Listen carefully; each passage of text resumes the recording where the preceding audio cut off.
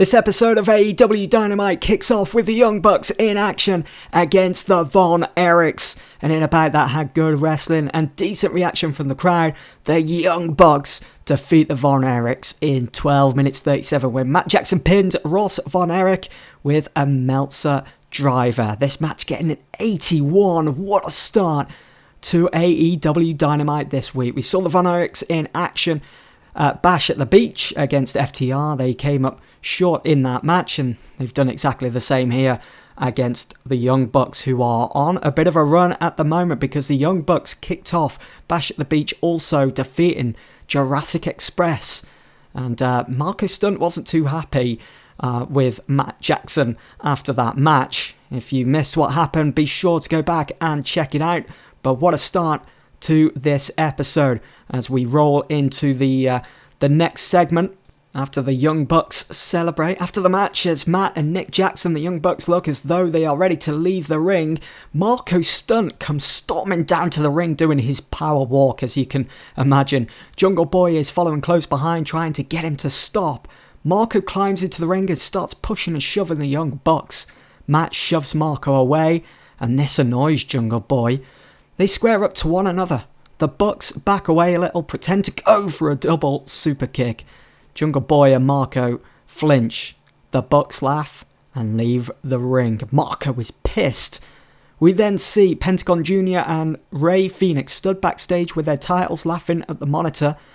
Tully interrupts them and says, "I just wanted to let you two know the three have been offered the main event spot tonight.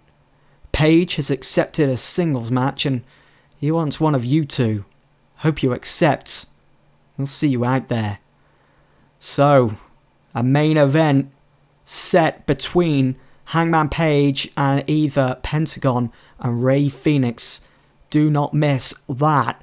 But what a start to Dynamite. Jungle Express, not too happy with the Young Bucks at the moment. We're going to have to wait and see what happens between those two. The Young Bucks want to get back into that title picture, of course. But anyway, Pyro explodes from the entranceway as JR goes on to say, "We are on the final stretch to Revolution. Welcome everyone and thanks for joining us for AEW Dynamite, and what a night we have planned." We certainly do, JR. We are now truly on the road to Revolution and things couldn't be more exciting. Pac seems to be really making a bastard of himself lately, no pun intended, after he attacked Jon Moxley last Wednesday and also Kenny Omega on Saturday at Bash at the Beach. Well, we should be hearing from Pac on why he did what he did.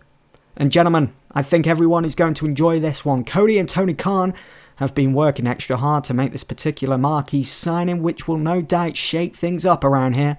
We'll be going to the live press conference for the announcement later. Also tonight, after attacking Thunder Rosa Saturday, Dr. Britt Baker is here, and she has an announcement of her own. But up next, Orange Cassidy puts his TNT title on the line against Kip Sabian. So we are here in front of 8,382,000 fans at the Eblin Centre for what I'm sure will be a great night of action as the Bastard Pac speaks out after attacking Moxley and Kenny Omega. We've also got the new signing press conference with Cody, Tony Khan and the new signing himself, and also Dr. Britt Baker, DMD, has an announcement after attacking Thunder Rosa at Bash at the Beach. But up next, the TNT Championship is on the line between Orange Cassidy and Kip Sabian.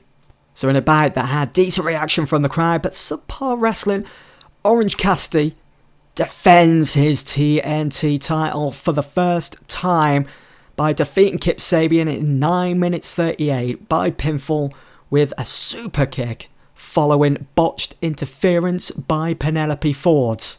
So the way I'm seeing it is Penelope Ford gets up onto the ring apron, trying to distract Orange Cassidy. Orange Cassidy slings Kip Sabian into to Penelope Ford. Kip can't believe that he's knocked his fiancée off the ring apron. When he turns round, bam! Gets nailed by the super kick. Orange Cassidy goes in for the cover, gets the 1-2-3 and defends his TNT title for the first time. This match gets a 54. After the match, as Aubrey hands the TNT Championship to Orange Cassidy, Kip Sabian grabs a mic off Penelope Ford and says, No.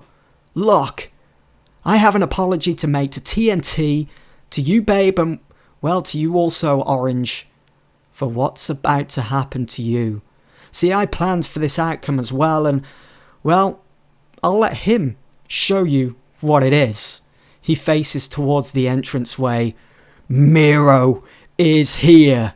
He stomps down to the ring as Orange Cassidy watches on. He steps inside and attacks Orange Cassidy. It brutalizes him, starting with a Mashka kick, then a bullplex, then finishes it with a kick to the spine as he locks in the game over.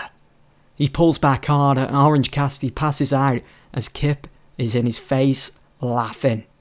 Miro stands tall, picks up the TNT Championship and lays it across a lifeless Orange Cassidy.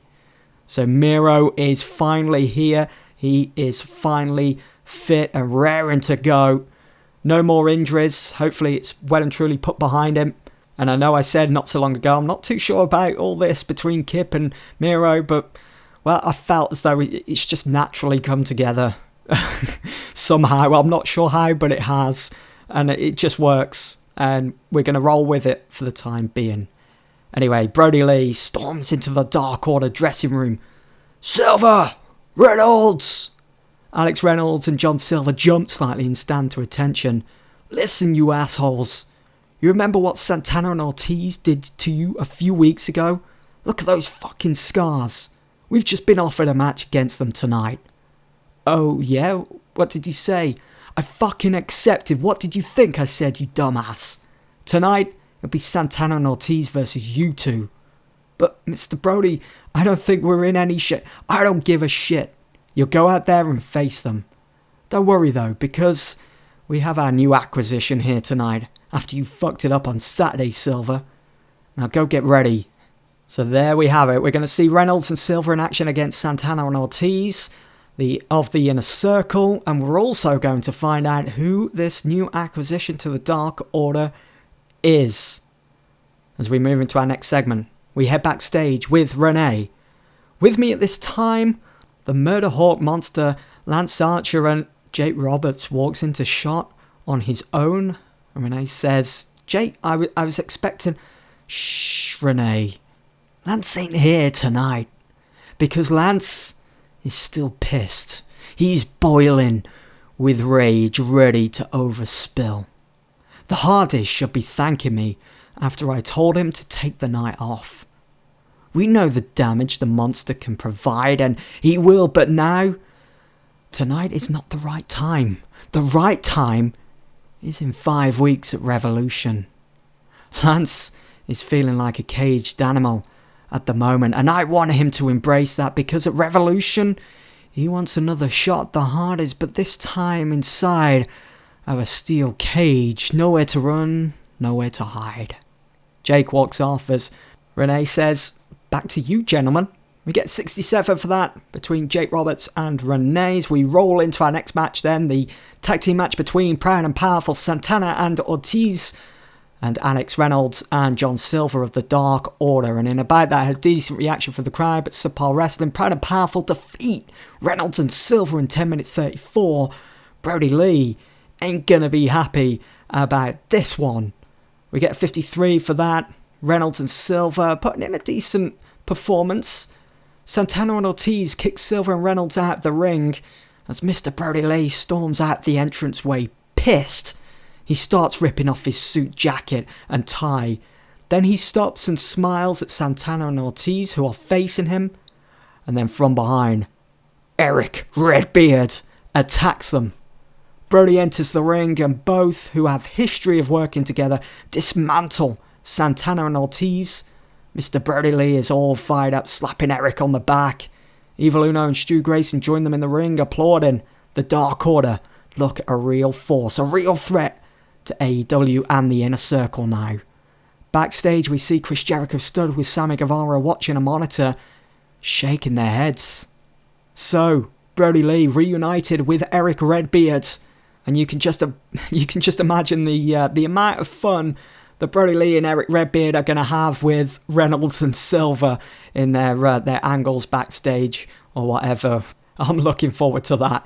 Eric Redbeard has debuted his badass gimmick, and it got an initial rating of very good, which is very good to see.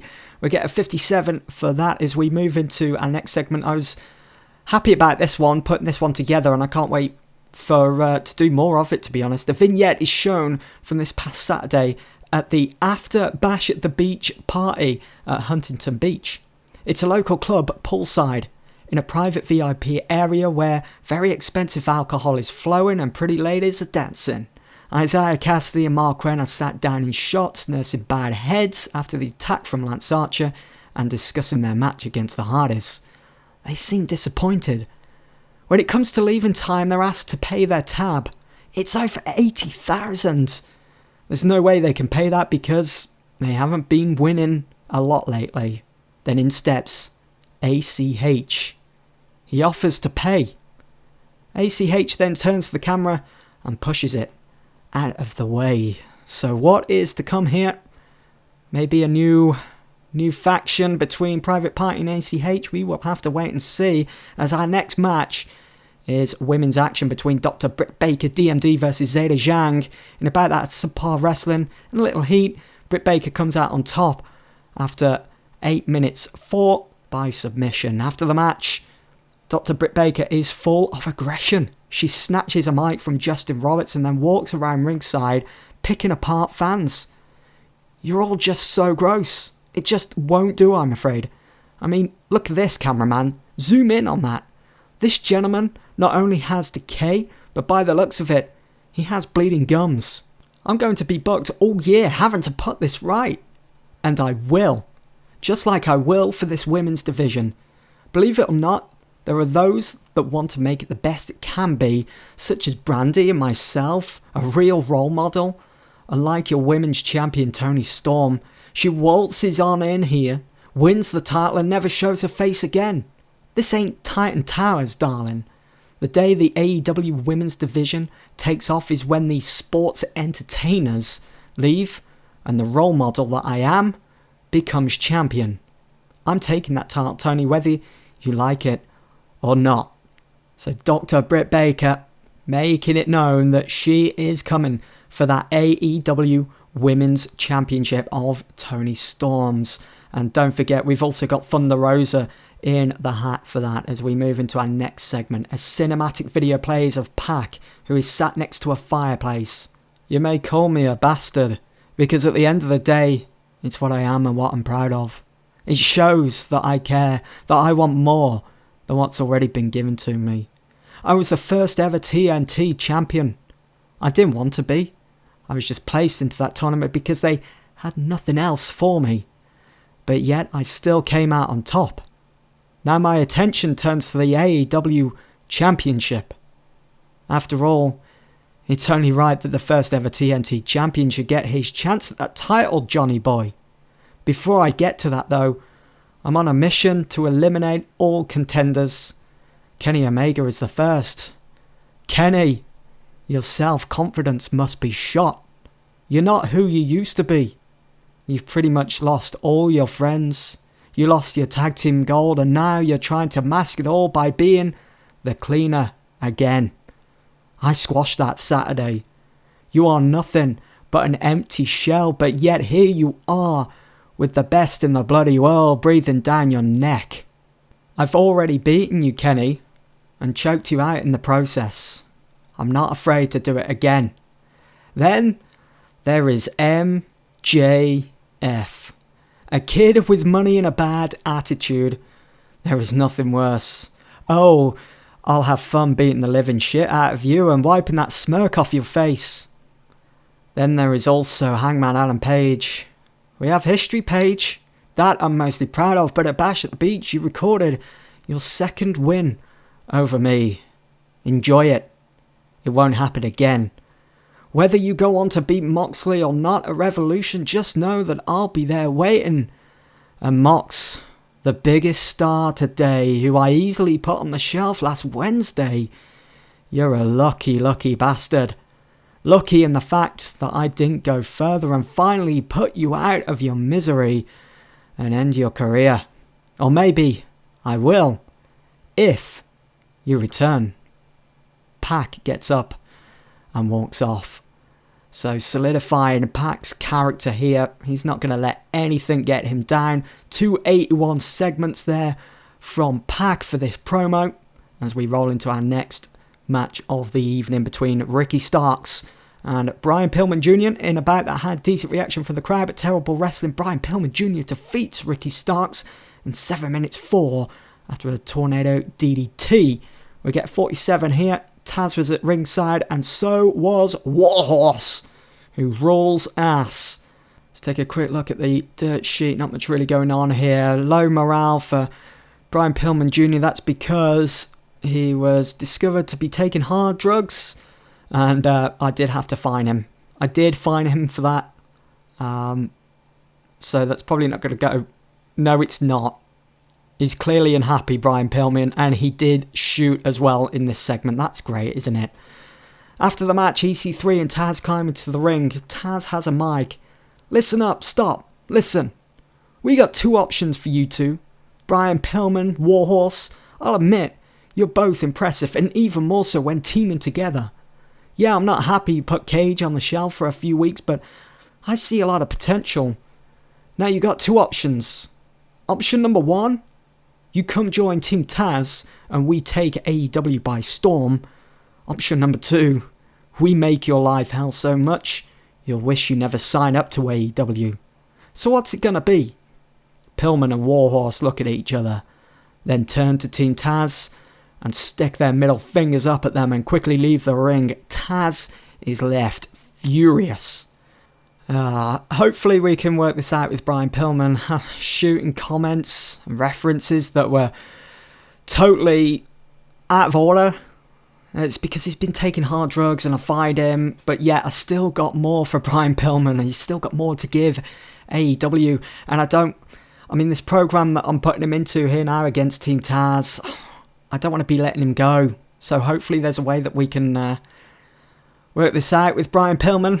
We'll have to wait and see. Maybe keep working with it. I don't know what's to come of it. But anyway, up next, finally we get to the segment that I've been looking forward to. We are live from a press conference stage where Cody and Tony Khan are stood at a podium. Ladies and gentlemen, I want to thank you all for being here today as we announce our latest signing to All Elite Wrestling. A signing we believe will take us to the next level. A signing that will no doubt shake the very foundations of professional wrestling. Ladies and gentlemen, I present to you Shinsuke Nakamura.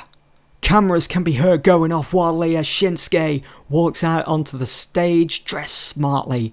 He shakes hands with Cody and Tony Khan. Tony Khan passes him papers to sign and he does. Nakamura is officially All Elite. There is a commotion at the back of the hall. Brodie King, Carl Anderson and Luke Gallows are seen pushing their way to the front. Cody is not happy. Villain Enterprises are here. They stand on the stage and attack Cody. Security step in and break things up. Tony Khan dashes off as Nakamura watches on. Villain Enterprises leave as Cody readjusts himself. He is not happy. So Shinsuke debuts his unique charismatic gimmick, which got a rating of adequate, which is sad to say. But what an acquisition to have Shinsuke here, and I can't wait to book him now in AEW. Think of the possibilities, think of the matches he could have against the likes of Kenny Omega maybe, Pentagon Jr. Could be quite something special, but we've got to work through this at the moment. Villain Enterprises are back on the scene. Anyway, before the main event, Tully Blanchard, Dax and Cash head out and sit near the commentary desk. Dax takes a headset. Gentlemen, tonight's main event, you're going to witness the #1 contender to Jon Moxley's AEW Championship in action, and you're going to enjoy it. Paige has been on one hell of a journey. So many ups and downs and so many bad decisions, starting with teaming with Kenny Omega, but now he is with us. We are the 3, and we're here for all the gold and all the money. Paige is going to be taking on one half of the tag team champions here. This match alone will prove why they shouldn't be champions, why they don't deserve to hold those titles, and why me and Cash are going to take them off the Lucha Brothers come Revolution. Hangman Adam Page's music then hits as FTR settle in behind the commentary desk alongside Tully Blanchard. We get 61 for that, as the main event sees Hangman Page come up against Pentagon Jr.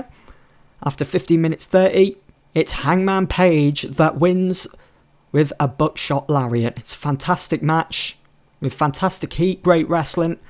If you remember, right at the start of this series, pretty much, Kenny Omega took on Pentagon Jr. It was one of the best matches up until SCU took on the Young Bucks just a couple of weeks ago.